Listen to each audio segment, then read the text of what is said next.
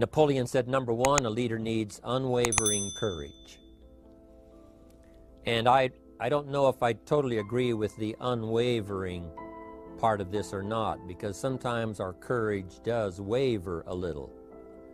You know, bend but not break. You know, courage mounts up, and then sometimes we have the doubts that creep in, and we reach a little deeper to find that courage that overcomes our doubts and our fears. So I would probably debate a little bit with Napoleon on this unwavering courage, because sometimes courage does waver. But as long as it stays, as long as in the end there it is to serve you, the courage to do what you didn't think you could do, the courage to step into territory that might be a little unfamiliar, the courage to talk to somebody you don't know, the courage to attempt conducting a meeting, the courage to give your first testimonial, the courage to, you know, solve problems you couldn't solve before, that kind of courage. The courage to stand up when it's sort of dark in your corner, the courage to do it when it isn't going your way, seemingly. The courage to try to have a good day in the midst of a bad day. That kind of courage.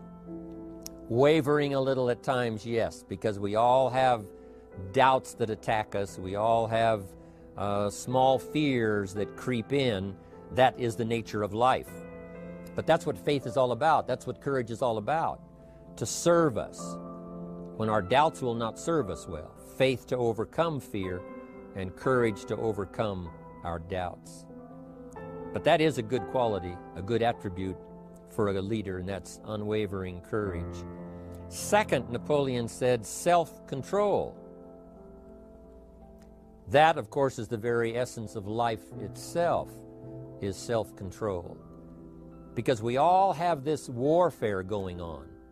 You know, it's going on in the world, the warfare between liberty and tyranny.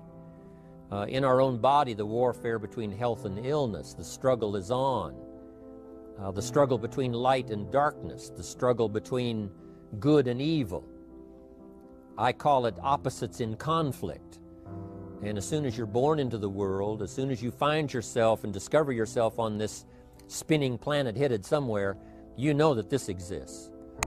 To be a civilized society, we must drive the dark side of our nature into a small corner and let the positive side flourish. Early, we must learn to exercise self-control. Power is a wonderful thing, but it must be exercised properly. It must be exercised to benefit and not to destruction. So self-control is certainly necessary to be a strong leader, so that you can become the best example. The example of having your temper well managed, to having that dark side of your nature under control. The best example of choosing wise words and not being careless, that kind of control. Control of your appetite, control of your desires, so that they fit into the positive side of life and not the negative side. Self-control, very important. Then he said a leader must have a keen sense of justice. How very true. Justice we become familiar with, you know, even when we're small. When certain things that happened or were done to us that something told us that wasn't right. Someone did us wrong. We have that sense of right and wrong, and it starts very early. Then we have to have that sense of utilizing what's right and what's wrong so that we develop this sense of justice, this sense of being fair, this sense of being on the positive side, on the right side. To minimize a person's mistakes, they need to have this sense of justice. We have to have justice when we're building an organization. You know, what's fair, what is a good balance. The marketing system that Mark put together has to be fair for everyone. If you have a customer and you take care of that customer, someone else cannot come along and take that customer. The same is true with the distributor. Certain rules and regulations, so that all of us have a chance to fit within this framework of fairness, justice, and what's right. Otherwise, enterprise cannot work. Otherwise, we have what we call, in a political sense, anarchy, where there is no justice, when might is the order of the day, power is the order of the day, not the law, not the rule, not what's right, but power. And we would all dismiss that. It's been a catastrophe in the last 6,000 years, the governments that resorted to power instead of democracy, that resorted to intimidation instead of freedom. And we all know the terrible toll that that takes. But it takes a toll not only politically in a country or politically around the world, but it takes a toll even in enterprise. It takes a toll in school if a teacher is unfair. It takes a toll in working on a team where someone is unfair, or where the leadership is not fair in the administration of justice. So this is true, a keen sense of justice and what's fair and what's right. Part of this we have to learn as we go. You know, you don't have it all the first year. You haven't got it all the second year, the third year. After all the years that I've, been around, both as a human being and as a business person, we're still, even at these years, trying to decide what's best, what's fair, what's right, to give balance to our life and to build on a firm foundation for the future. So I agree with Napoleon. Good idea. A sense of justice. Here's another one, he said, definiteness of decision. Indecision is the thief of opportunity. If you don't decide, the opportunity could slip away. If you don't decide what you're going to do today, the day could get away and you're not very effective. I talked about in my recent travels about time management. And here's one of the best ideas of time management. Don't start the day until you have it finished. Is it possible to finish the day before you start it? And the answer is yes. If you don't finish it to the best of your ability, have some idea, some good plan, sure enough, the day escapes. And in the morning you say, let's see, what should I do now? In the afternoon you say, hey, time's getting away from me, what should I do now? And now most of the day is lost. Most of the day escapes not being utilized and doesn't work for you simply because you didn't make those decisions early, at the early part of the day. The decisions we make in the early part of our life sometimes last for a lifetime. The early decisions that you make about what you're going to do with your life as far as Herbalife is concerned, those decisions are vitally important. If you neglect them and don't make them, sure enough, the time passes and the opportunity sometimes is diminished, and sometimes you spend a lot of time now catching up simply because you didn't make those early decisions. So it's the decisions at the first of the day, it's the decisions at the early part of the month, it's the decisions at the early part of the year that greatly determines what kind of year you're going to have. The decisions you make in the early days of your marriage, sometimes those are the decisions that affect the marriage for a lifetime. The decisions you make at the first chance you see opportunity, those decisions, what you're going to do with it, how far you're going to take it, what it's going to be meaning to you in the years to come. Those early decisions are vitally important. Then we need decisions to correct poor decisions, to overcome our mistakes. It's possible, of course, for all of us to make unwise decisions. And at the end of 1 year, at the end of 1 week, 1 month, or at the end of a few years, we say, that decision cost me too much. Cost me a lot of time, cost me a lot of money, cost me maybe a good relationship, cost me a chance to be productive. But as long as you're alive, there's still a chance to use new decision power to correct the mistakes of decisions that were bad in the past. All of us have the opportunity to do that, but I think Napoleon was right here too. You got to be definite in making decisions so that the opportunity doesn't pass you by. Take advantage. Here's the next one. Napoleon Hill said, a good leader has definite plans. How important that is. And of all the years, I think, to cash in on Herbalife's momentum and make some plans for the future, this has got to be one of the greatest years.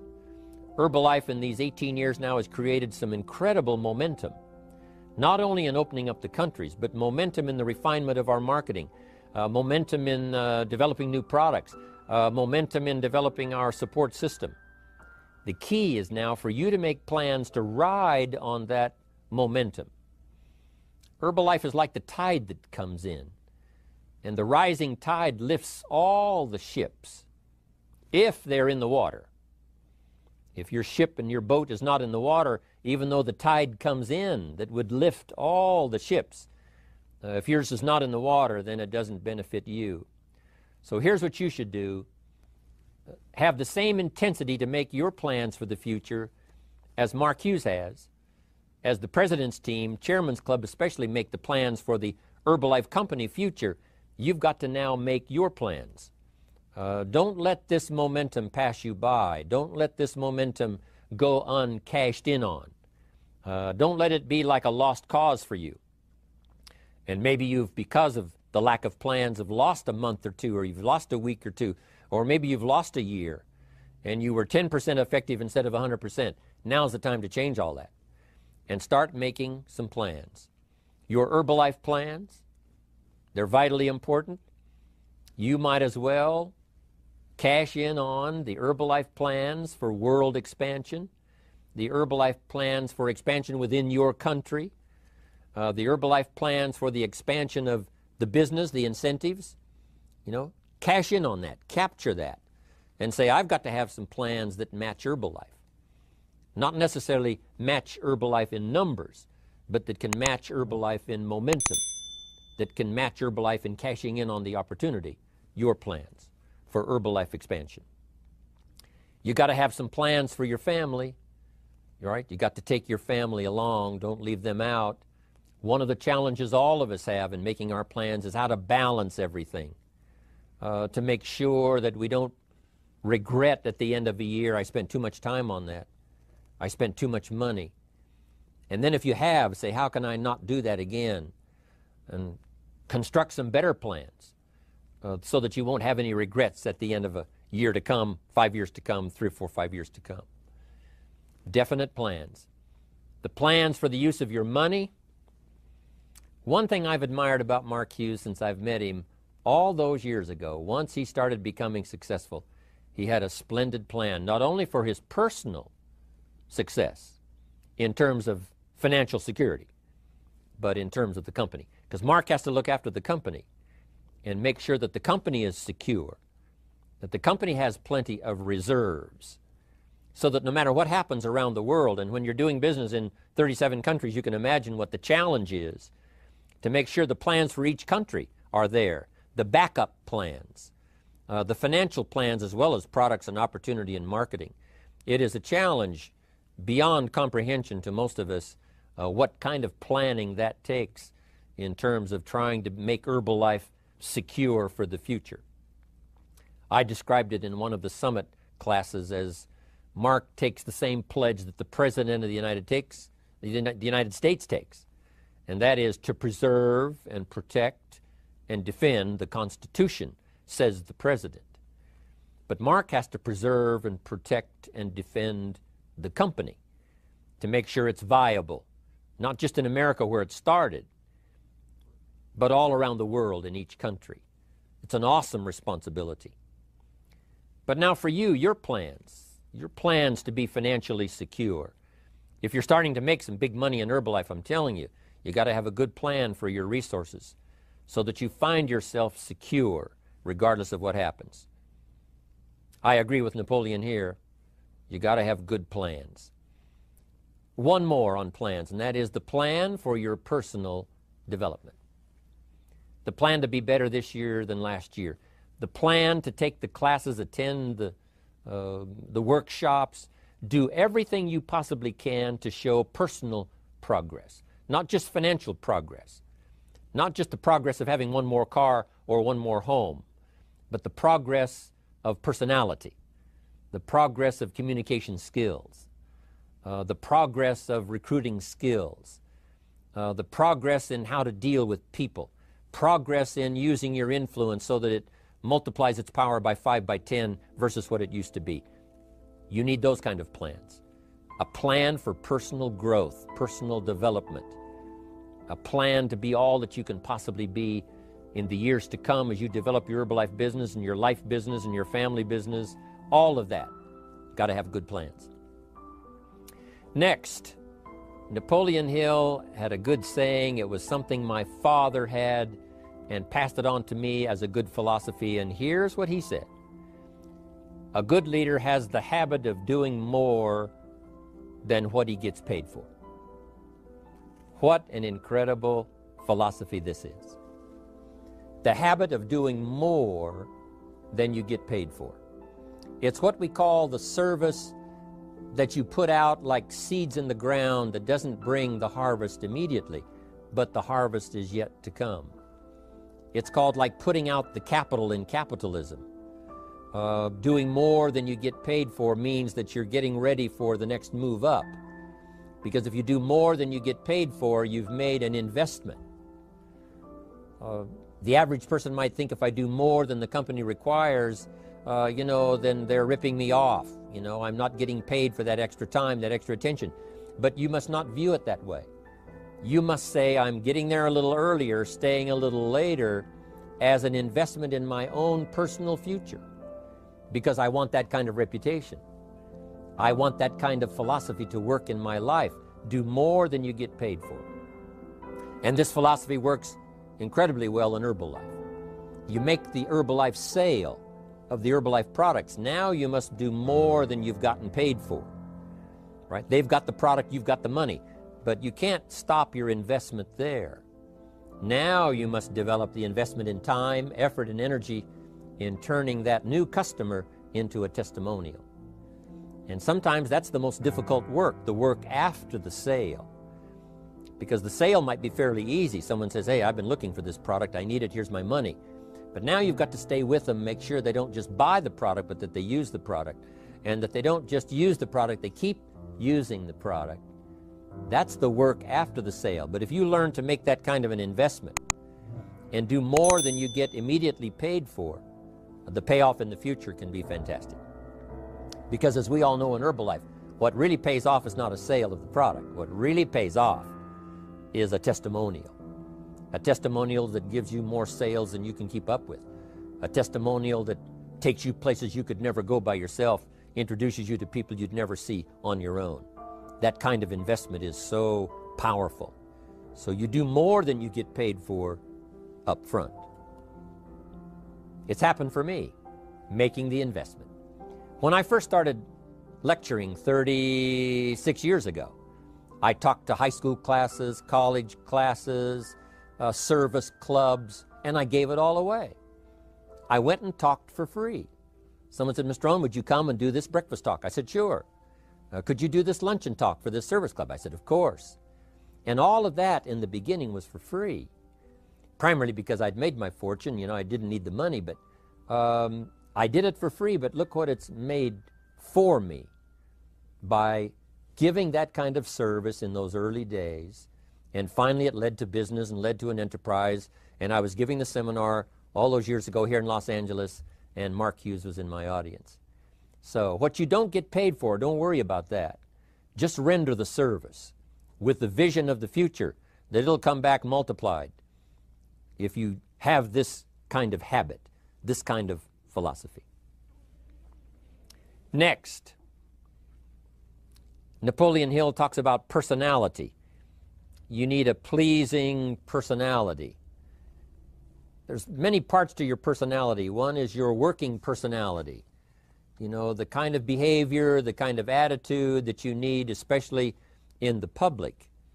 Some things you can kind of get by with, being a little careless, maybe in private, but in public, where it counts so much in your paycheck, it counts so much in building your business for the future, your own personality.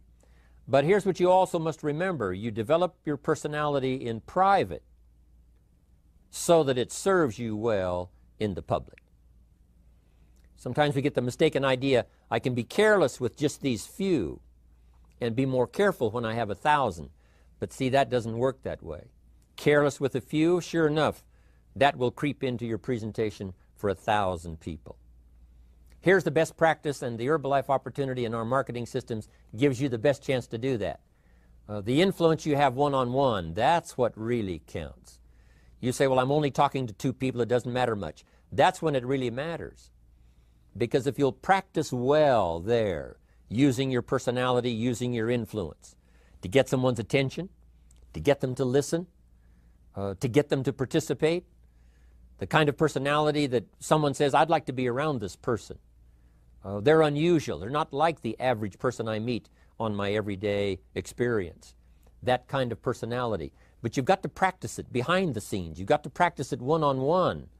And if you're effective one-on-one, 1-on-3, 1-on-5, I promise you, that will get you ready to now perform with the kind of personality, the kind of charisma that wins people when you're in front of 500 people, 1,000 people, 5,000. So this is a good point, working on your personality. Here's the best gift you can give someone, and that's the gift of attention. Attention is so powerful. When I was a young man, I met Nelson Rockefeller, one of the richest men in America at that time. He's gone now, but he was a unique individual, ran for vice president of the United States. And I had a chance to be where he was holding a press conference. And I got close enough so that when he walked out, I had a chance to step up, right, when security was not all that severe in those days. And I had a chance to put out my hand, shake his hand, and say, Mr. Rockefeller, my name is Jim Rohn. And what I remember most was the attention he gave me. With the lights of the cameras around and everybody all around, he looked right at me and said, Jim Rohn, where are you from? I said, Idaho. He said, I really like Idaho. It's one of my favorite states in all of the country. And for just a few seconds, he gave me his attention, shook my hand. I'll never forget the handshake, right? One of those multi-million-dollar handshakes. But I'll never forget that personal attention he gave me, just for a few seconds. It was powerful. Made an impression on me that's lasted until this day. That's why I remember to tell the story. So, same thing you can learn to do. Utilize your personality, utilize your influence, give people the gift of attention. Here's the rest of my list now as we finish up. Next, Napoleon Hill said a leader needs sympathy and understanding. We have to develop that early in our lives.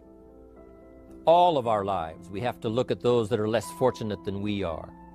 Those who need a helping hand, and especially now we learn to look at those who need an opportunity, those who need a change in their health, those who need a change in their life and in their lifestyle.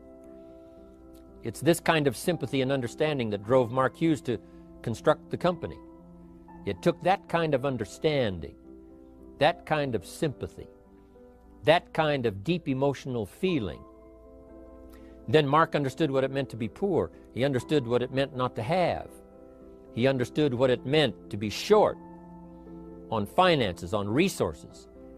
He understood what it meant to lack, a full formal education. He knew all of those lacks. And instead of crying about it, he said, what I will do is change it for myself, and then I'll help other people that have the same challenge. Lack of education, lack of the money, lack of the resources, lack of good health, faced with all kinds of difficulties they can't solve. I'll get mine solved, and then I'll be strong enough and have the skills to where I can help other people. That kind of leadership quality is so powerful. That kind of understanding. Here's the next one. A leader must have, Napoleon said, a mastery of the details. How very true. All can be lost with just a couple of missing details. On the trip to the moon, everything has to work, right? There's several thousand moving parts. There's several thousand pieces to the project of getting to the moon and coming back, and all of them have to work. You can't have 10% of them working, 90% or 80%. They've all got to work. And then there's the backup systems for something if something goes wrong to back it up. That kind of mastery of detail is so vitally important. But here's what else to remember as far as Herbalife is concerned. The drama is in the details. Someone says, I lost 30 pounds. Well, 30 pounds is 30 pounds, but that's not the drama. The drama is, where were you before you found Herbalife? How did you feel? What kind of circumstances? Now someone begins to give us some of the details. And then after they've lost the weight, now how they feel, now their self-confidence has been restored. Now they feel better about themselves. The drama is in the details. But this is also important in the details of your day, the details of your business, the details of good communication. Master the details. Good advice, Napoleon Hill. Now here's the next three. Willingness to assume full responsibility. All of us have been taught that, especially these Herbalife years, to take full 100% responsibility. Mark Hughes says, what happened to me might not have been my responsibility, but what I do about it is my full responsibility. I've had some things, some people did me wrong. In his first couple of business experiences, he was done wrong. Some people ran off with the money. He was left holding the bag. But he said, that's what happened. And I was not responsible for what happened. But I am responsible for saying to myself, now, what am I going to do about what's happened? If a hailstorm destroys the farmer's crop, he wasn't responsible for that. But his responsibility now begins when the hailstorm is over, when he asks the question of himself, what should I do now? Now that this catastrophe is over, now that the damage is done, now what should I do about it? And a philosophy I've taught all these years, it's not what happens to you that determines your future. It's what you do about what happens that determines your future. And this is a major part of it, accepting full responsibility. If you've got an organization, you're conducting meetings, and you're the leader, the responsibility ends with you. Someone else may mess up, make some mistakes, still your responsibility. Some things over which you have no control, understandable. But what you do about it now, how you fix it, the diplomacy you use, the strategy you use, that's the kind of responsibility now that depends on you. Also, you've got to be responsible for your future. Nobody's going to fix it. No one else is going to design it. No one else is going to come along and say, hey, I will make sure it all works well for you. You've got to take all the input, you've got to take all the testimonials, all the teaching, all the training, all the influence, then you've got to have the responsibility of designing your life. You can design a life of prosperity, or you can design a life just to coast and get by. The responsibility belongs to you. Now here's the last two. Next is cooperation.